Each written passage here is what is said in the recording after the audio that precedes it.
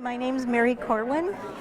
I'm so excited about this project that I've been working on for about a year now. I have a passion for veterans and for service dogs that help those veterans. And after I retired from the police department support staff, I thought I had an opportunity to be in the loft at Old Central School, and I'm still there. But I wanted to come up with a way to honor the bond that is between service dogs and their veterans. And I came up with an idea called Barnabas 22. 22 signifies the number of veterans we lose every day to suicide. The Barnabas is one of my Bible characters whose name literally means son of encouragement. So therefore I want to encourage veterans and others through my art. So I've painted 22 portraits of service dogs at the end of the exhibit, November 20th. With the grant money I received from Arrowhead's Regional Arts Council, I'll be able to gift each portrait to each veteran. And they're very excited, I'm even more so. Many of them are here tonight. It's such an honor to have them here. And Hodge will be speaking at 6 o'clock.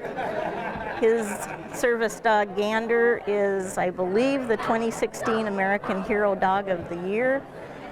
He's the first dog ever recognized, the first mixed breed ever recognized by the American Kennel Club. So he's kind of a big deal. They got me started on this path, and I never want it to end. My name is Roberto Oviedo. I'm from New York City. I'm a Lance Corporal in the United States Marine Corps, and I'm also a New York City detective. And the reason why I'm here is to celebrate this wonderful occasion of celebrating veteran service dogs, named Barnabas 22, where we honor 22 veteran service dogs. My service dog is here. This is Shala. Shala is a German Shepherd Husky mix, and the reason why I have Shala is because she helps me in my condition of PTSD. And when I say in my note that she has saved my life in more ways than one, it truly is exactly what I said.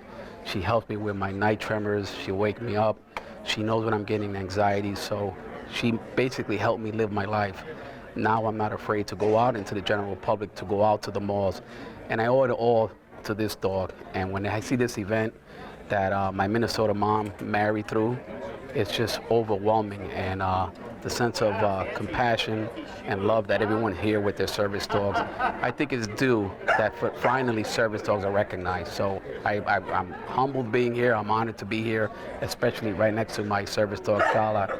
She's my girl, and if it wasn't for her, I wouldn't be here today. I had an awful lot of help doing this, and there's just a few people that I want to recognize first. Katie, back there, raise your hand. She's the director of the McCrosty Art Center. I went to her with an idea. She wrote a grant that would allow me to do this work, buy the materials, and then have them professionally framed to gift to the veterans. So thank you, Katie. It wouldn't have happened without you. I'd like to thank the Reif Center. They bent over backwards to make this happen for my veterans, our veterans. They've become my veterans. The young lady standing back there handing out cookies, she's not just a volunteer. That is Chantel. She is the director of this place.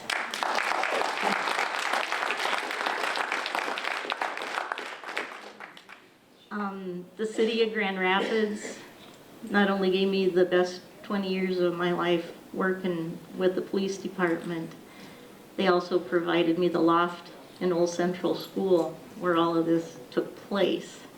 So if it hadn't been for them, this couldn't have happened either. Is Linda here from Wings and Willows, or did she? There you are.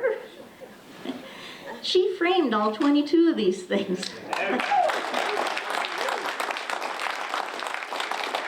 Whenever I say, hey, I want to donate a portrait, I want to do this, she always donates the framing. She's the first one to step up and say, yeah, we can do this. So thank you, Linda. We've been together a long time. We have. All my kids that showed up from where I used to work at the police department, Andy Morgan, Jackie Heinrich, they're helping out. The chief was here earlier. Any of my other boys here I'm missing? Oh.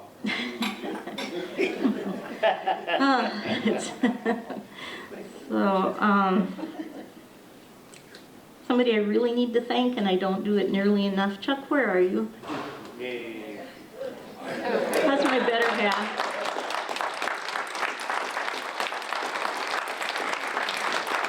He supports me, whatever I decide I want to do.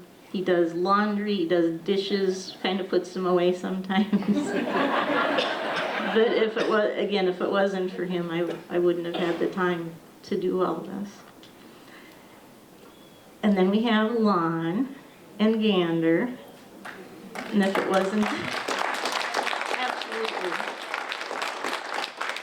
They're the ones that got me on this road to veterans and their service dogs. I love them to the moon and back, and I'm forever grateful that they put me on this path. The rest of the evening, my veterans, this is for you guys. We appreciate you and what you've done, and this is for you.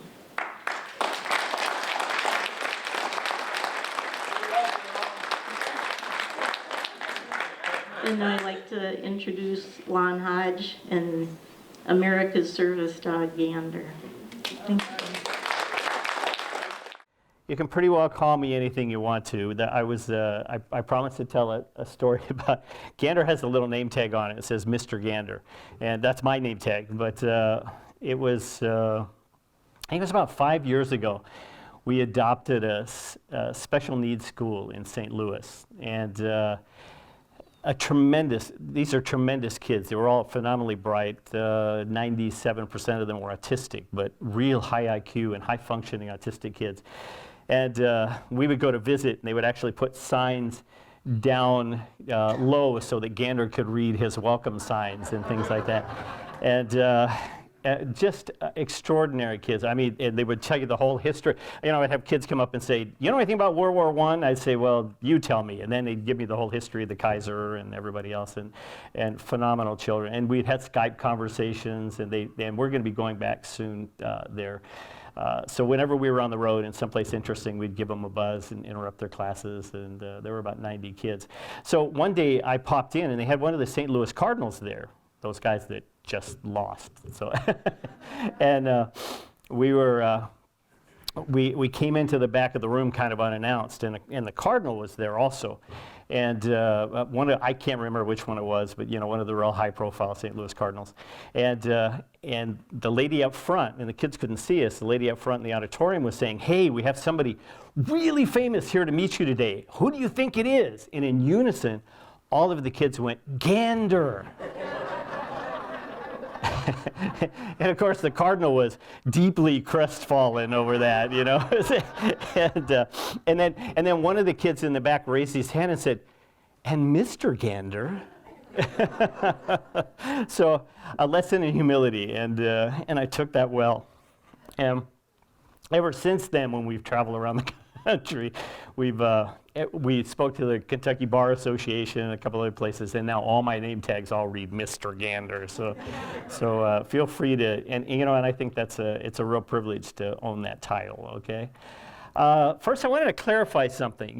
Mary, and I want to get this straight. Mary purports, to to you that that this was a lot of this was our doing, and I need you to know that it's really kind of the other way around.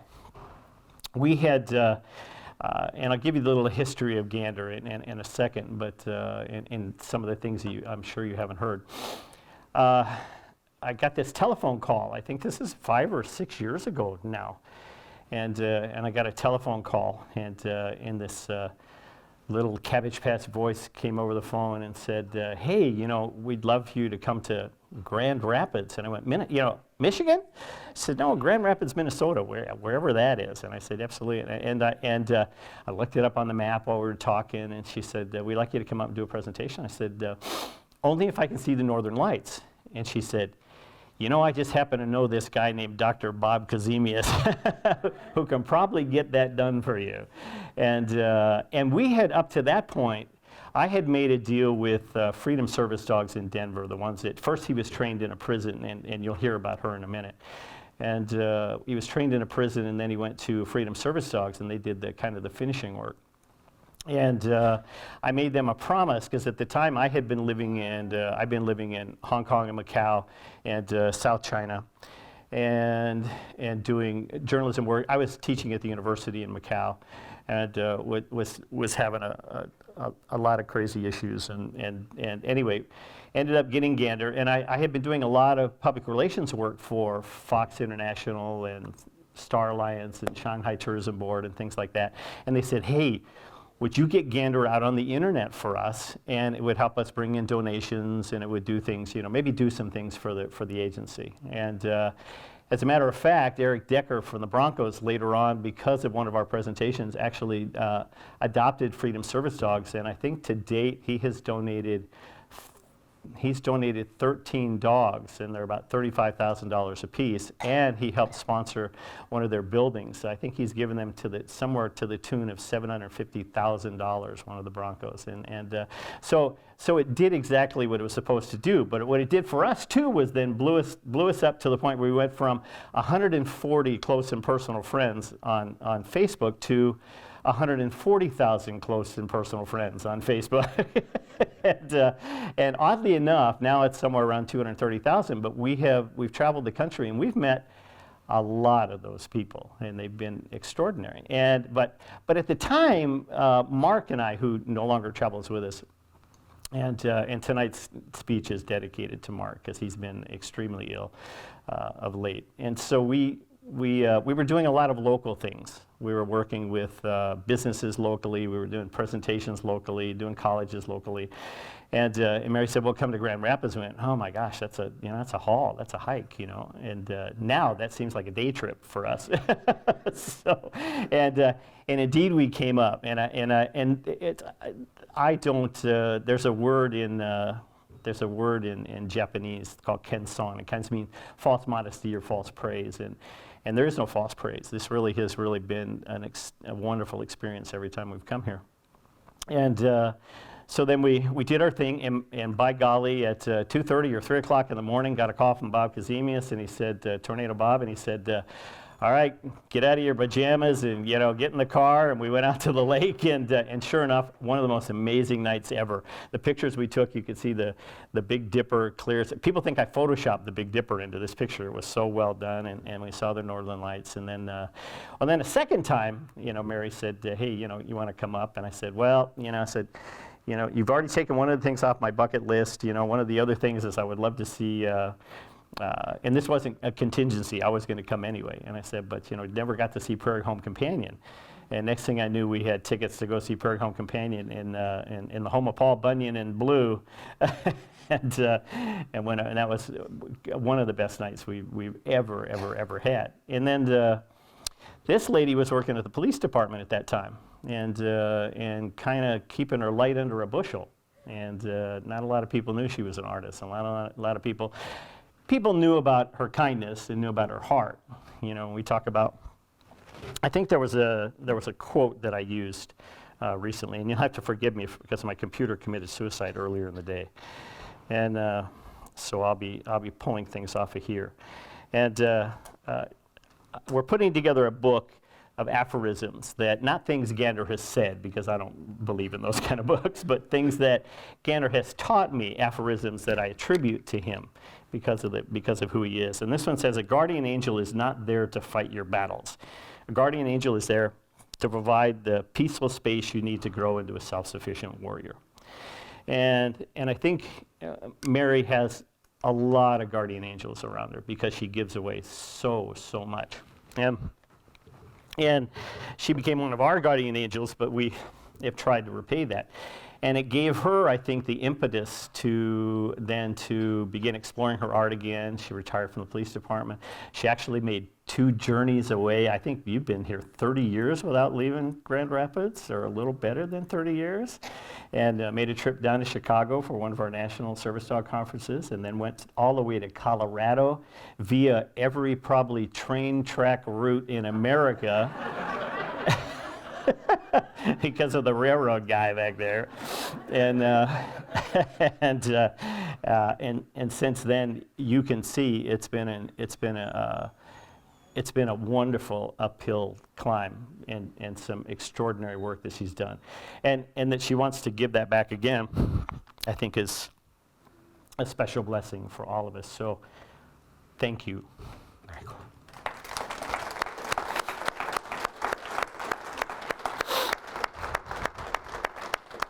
So, Gander, and I'll have to keep, I'm going to have to work at not being teary-eyed tonight, so off and on. We didn't talk a lot about this early on in Gander's experience, but Gander was trained initially. He was abandoned. We got this story. There was all kinds of mythology about Gander in the early days. That he was at a kill shelter. That he was here. He was there. There were all these different kinds of things, and we finally got to the truth of the matter. What it was is he had been bought from a breeder by a yuppie couple in Buena Vista, Colorado, and they had kept him chained up in the backyard about 99% of the time. And they were at work and had built their dream house, but then Gander would yip and yell and fight against the chain all day long, and the neighbors had threatened to kill him. And so they took him to Canyon City Maximum Security Prison and turned him over to them as a voluntary surrender. And at Canyon City, their program quickly closed, and he ended up in Denver Women's Correctional Facility. At Denver Women's Correctional Facility, he was trained by a multiple returnee to jail by the name of Summer Glasgow, who, and it was very difficult to get into the program, and she almost didn't make it into the program. And once she got in, she was steadfast, and actually earned a lot of credit to be able to get out of prison early. And about 2 months after I'd had Gander, I made a trip to Denver, and we'd already at that time had a lot of people from Denver, from Freedom Service Dogs and other places that had worked with him. He probably had 20 or 30 people that had worked with him through his time in training, and they all wanted to see him. So I said, well, let's all meet down by the art museum. Well, and I'd invited, and I didn't know about Summer at the time, but I got a letter from her as I was leaving on the train away from that particular visit. And I remember that well because there was a lot of people. When I was at graduation with Gander, after these people who had to let him go to give him to me, I was sitting in the auditorium, and we were getting ready to go through the graduation ceremony, and I heard all this sobbing behind me, and I turned around, and there were all these women who had worked with Gander with tears streaming down their face, and I felt so guilty. I was taking this dog away from them, and I said, my God, I better do something good with this dog, So anyway, but leaving town, I got this letter from Summer, and I'll do my best to get through this, especially when I tell you the ending. So it was 6 years ago, about 3 weeks ago, that I first heard from a woman named Summer. She'd been the inmate to first train Gander in prison. She and I were in Denver and received this email as we left the city. I wanted to see G so badly, but it would have broken my heart. I'm the one that loved him and trained him during his stay in prison. He was my world when I didn't have one. Thank you for loving him so much. I won't bother you. I won't bother you again. I just wanted to say thank you from the pits of my heart and my soul for giving him your all. My dad, He's a Vietnam veteran. And the whole time Gander was with me, I worked with him as if I was training him for my dad. So I knew Gander was very special from the moment I laid eyes on him. And he would go on to do nothing but amazing things. The second day I had him in my life, I groomed him. I couldn't bring myself to take off the beard. With his wise eyes, the beard just fit. Anytime I was upset, he would lay his head on my knee or my shoulder. He still does that. And I would stroke his beard until I calmed down. There are days now, and the only reason why I get on Facebook is to see what Gander is up to. It makes me so happy and so proud that you guys found each other. And I truly appreciate that you appreciate one another and the bond you share. Working with him changed my outlook on myself, life in general, and greatly boosted my self-esteem. I had trained 30-plus dogs already during my 4 years there for freedom. One for a little girl with cancer, one for an autistic boy, along with a bunch of obedience dogs. Toward the end of my 4 years, I was in a rut. I was depressed. My self-worth was gone. I couldn't see any good in the world or myself. Gander was the last dog I trained. Within days of getting him, all the negativity left me. I couldn't be sad because it destroyed him. And I couldn't stand to see those eyes looking at me like that. He left on a Thursday, walked out the door, and that just about killed me. The following Monday, I walked out the same door that I've been terrified to walk out of. She gave me hope, confidence in myself and in my abilities. I got out, worked hard, built a life I dreamed of and I never thought was going to be obtainable. Now I'm a stay-at-home mom with a 12-week-old daughter. I'm about to start school at Argosy University, and I love my life. I tell you this because I believe in my heart that Gander entering my life, without him, I don't think I would have been at this place. He saved me when I couldn't save myself. I can't believe the painting of Gander. There was a painting done. There was an artist at a fundraiser that we were guests at for Freedom Service Dogs, and this guy paints with his hands. He puts on gloves and does the most amazing work you've ever seen. And Eric Decker was the co-host with me that day, Eric Decker, who was then wide receiver for the Denver Broncos. He says, I can't believe the painting of Gander that raised that much money at the fundraiser where you and Derek spoke. $5,000, a gorgeous painting of an amazing dog. She said, you can share anything with me you like about me and Gander online. He said, I don't mind one bit. As for identifying information, you can use my name as well, because I'm proud of what Gander and I accomplished. So we kept in touch often, we wrote, and then we were supposed to finally get together one year when I received a note from her sister saying she had passed away in a freak accident. This summer.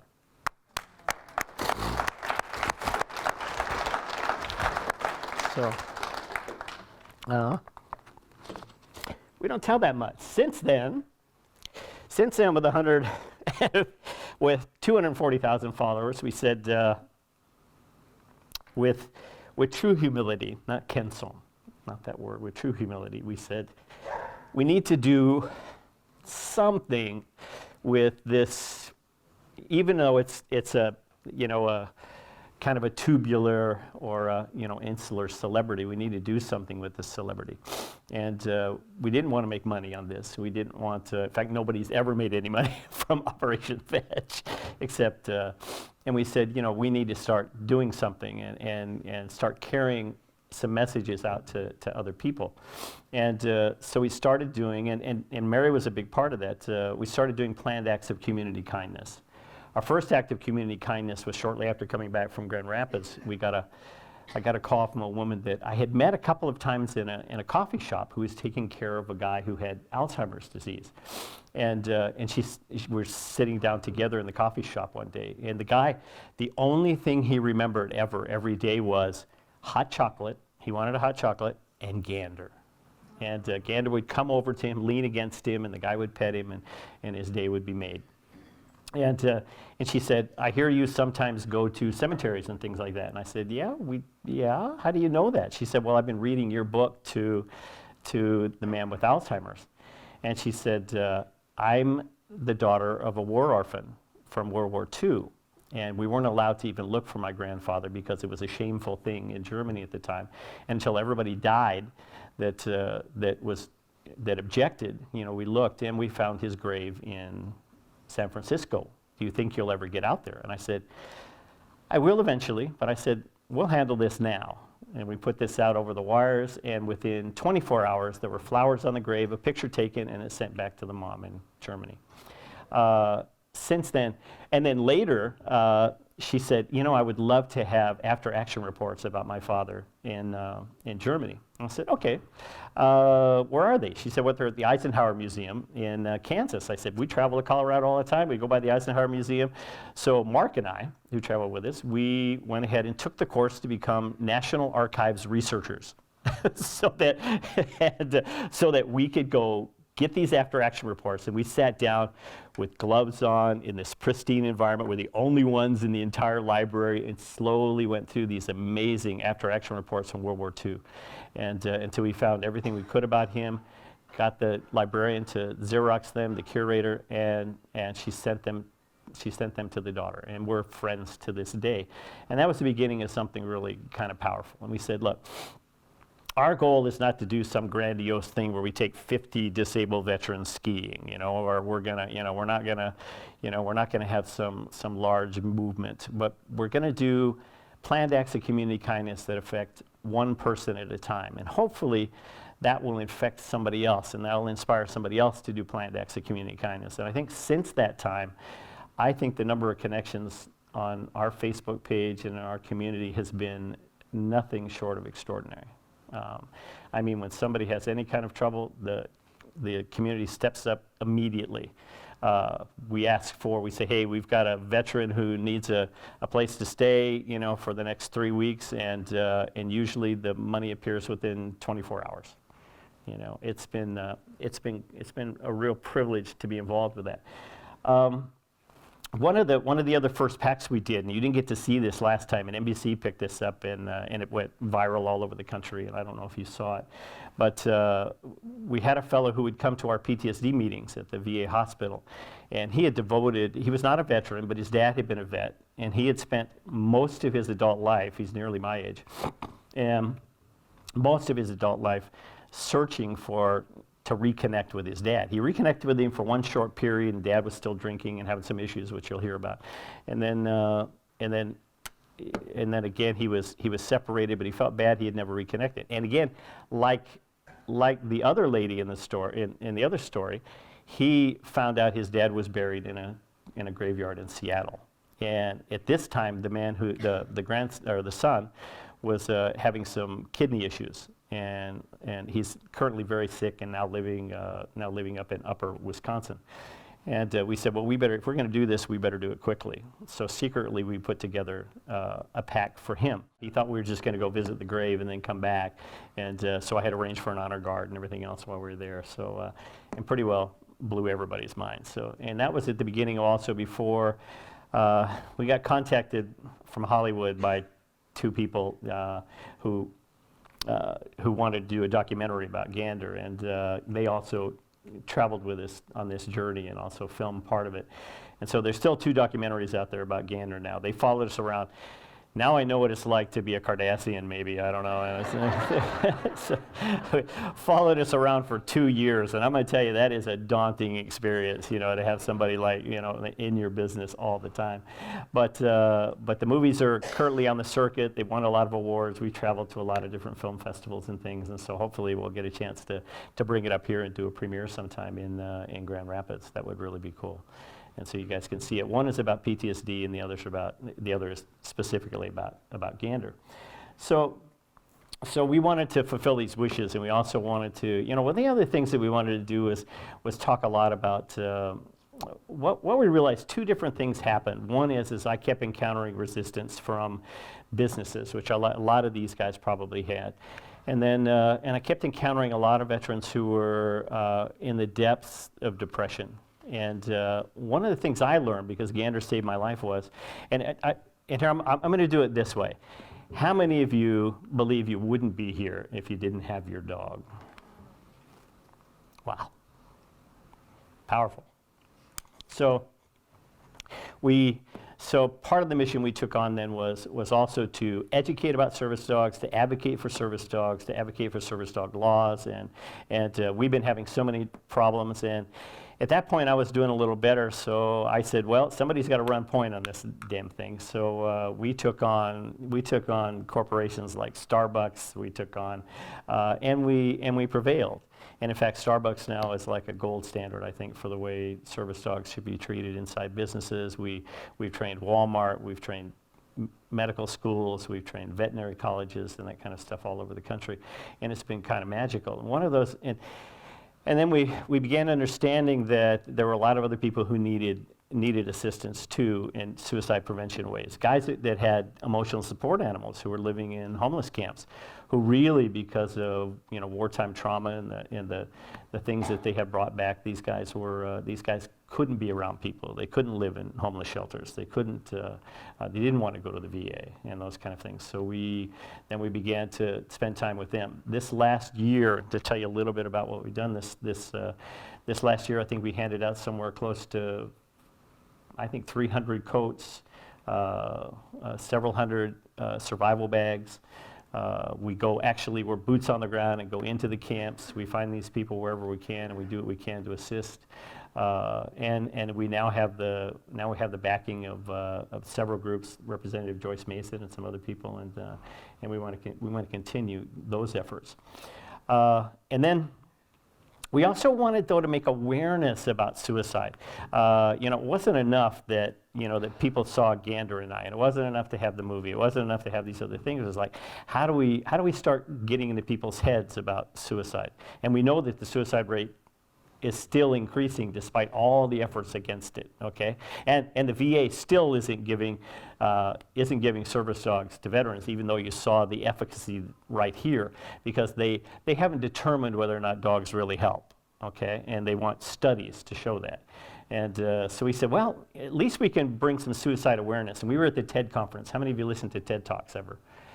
Yeah, so we've developed some good friends. I had done some of the first TED stuff in China, and when I came back, then we went to a TED conference, and we met all kinds of people. It's one of those, you go to TED and you'll be sitting with the guy. These are the participants. You'll be sitting with a guy who designed Pixar Studios, and the next day you're with the head of entrepreneurs and from Harvard. The next day you're with the person who's head of polio eradication for the UN, and it's just this amazing experience. But one of the guys I sat down with was a performance artist, and he had taken and put bells up all over in different cities, and he would install them, and then whenever what he said was an innocent civilian was deemed killed in a war zone, he would ring this bell and he would interrupt whatever was going on. If you're having a funeral, a wedding, or whatever, and he says, it didn't matter if people got angry or if people got upset. It says, this is like 1 minute of your life. These people are affected for the rest of their lives. These people will never forget this. And so he said, and I said, well, what are we doing? And of course, I'm very sensitive to that, and I loved the idea. I loved what he was doing to bring awareness. And I said, well, what are we doing for vets? And he says, what do you mean? And I said, well, we've got a lot of guys coming back killing themselves, and these guys are home front war casualties. I said, why aren't we doing anything? Why aren't we doing something to bring awareness to that? And he goes, and TED is not exactly friendly toward a lot of military kinds of ideas. And I said, so I said, I need to do something. And so I thought, gee, I would love to go from town to town, just unannounced, show up in the town, go to the city square, play taps, read the names of 22 soldiers who committed suicide, and then leave. And then hopefully, the press might get a hold of that and then talk about it later on. Well, it morphed into, we decided to visit cemeteries. We did 365 tap ceremonies 2 years ago.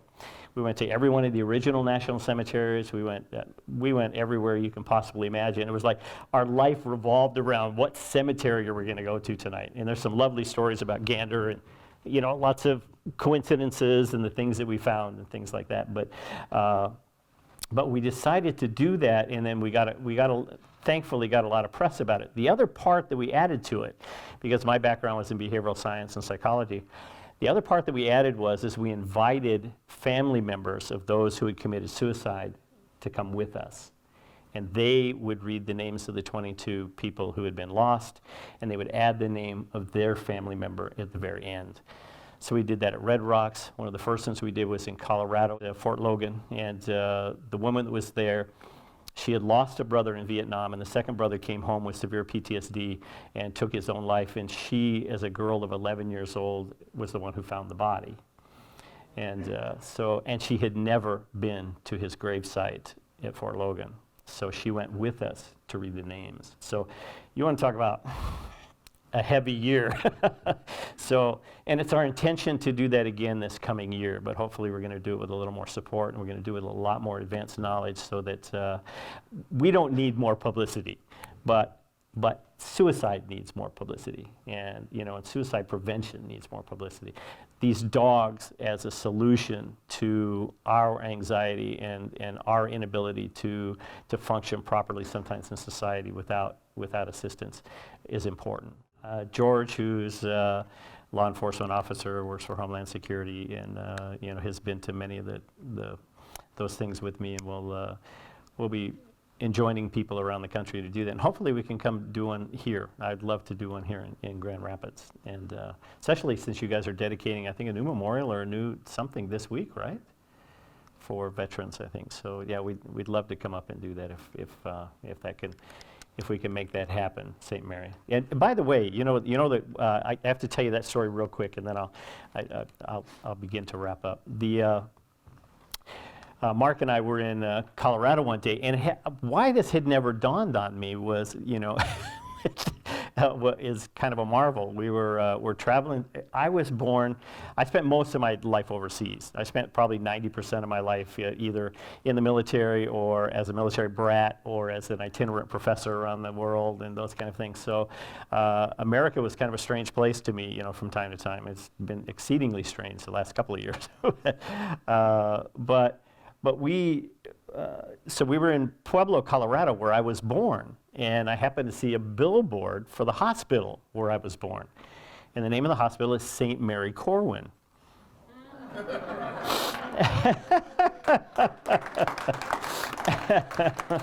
And so we took a picture of that, and I said, I can't, I tend to give nicknames to a lot of people. We got the railroad guy back there. We've got Mark, we call him Thor for a lot of reasons. He was an All-American high jumper. And there's a number of people all around the country that we have special names for.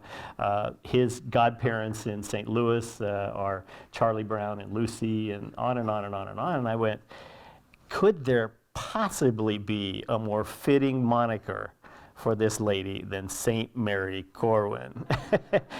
And I said, I really believe this is the only person we could give that nickname to and get away with it and people not think it was irreverent, because it absolutely fits. Do you agree?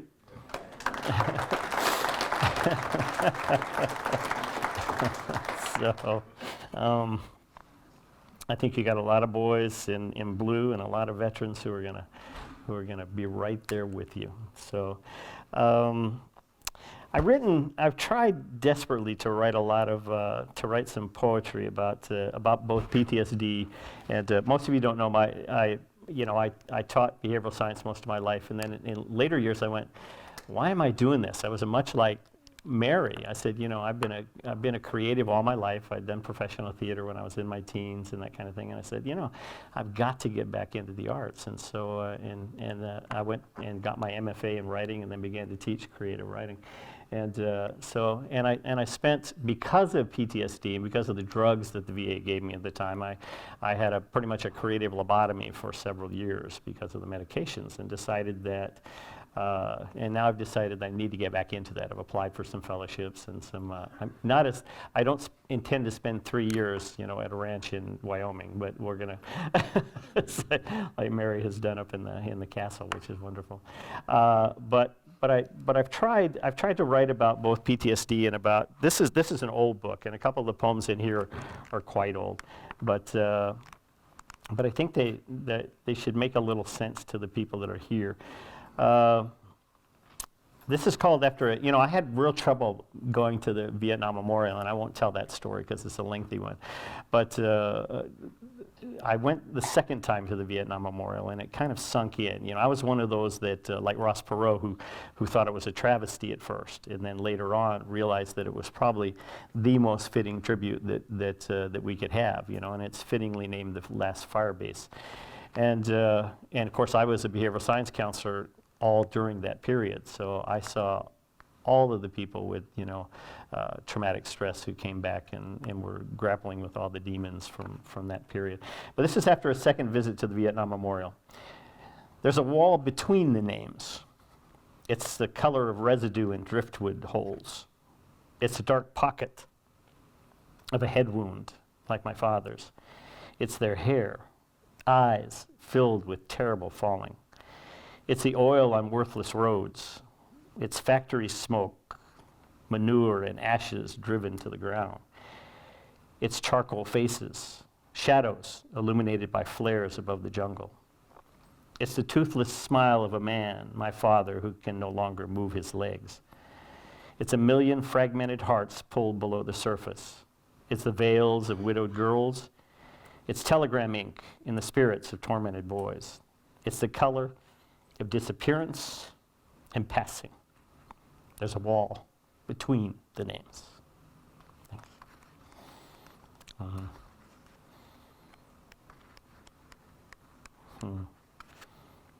And then about PTSD, I think, I think sometimes we write about things and we don't realize what it is we're writing about until we do it.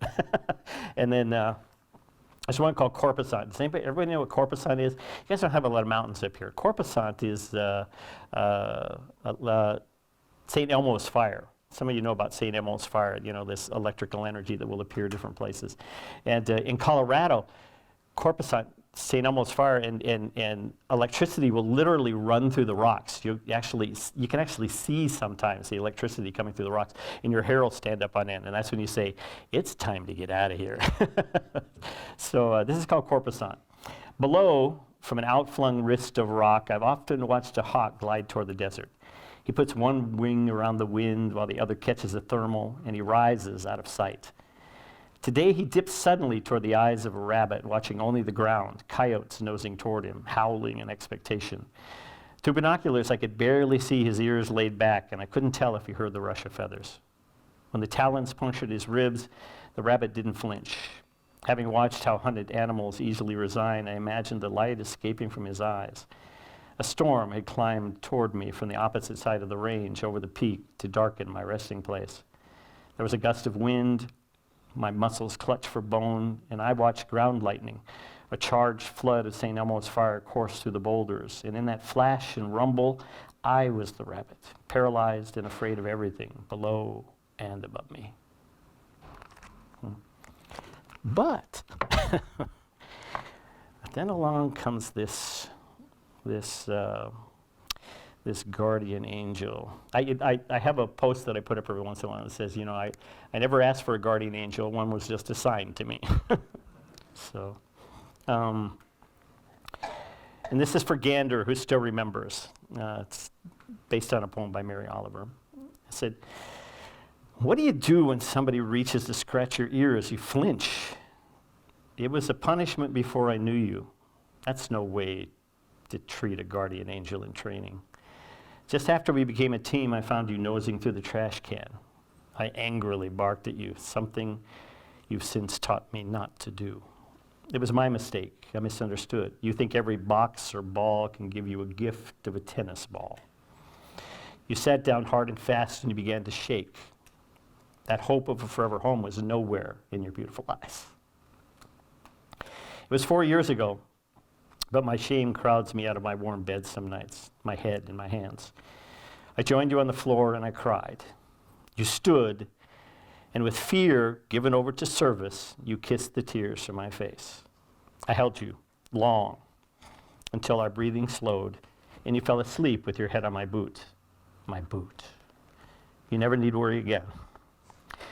We've survived the worst of it together. Thank you. Thank you so much for coming out to honor the veterans and the dogs and welcome Lime. This is the most amazing thing I've ever been a part of. I never want it to end. Thank you very much.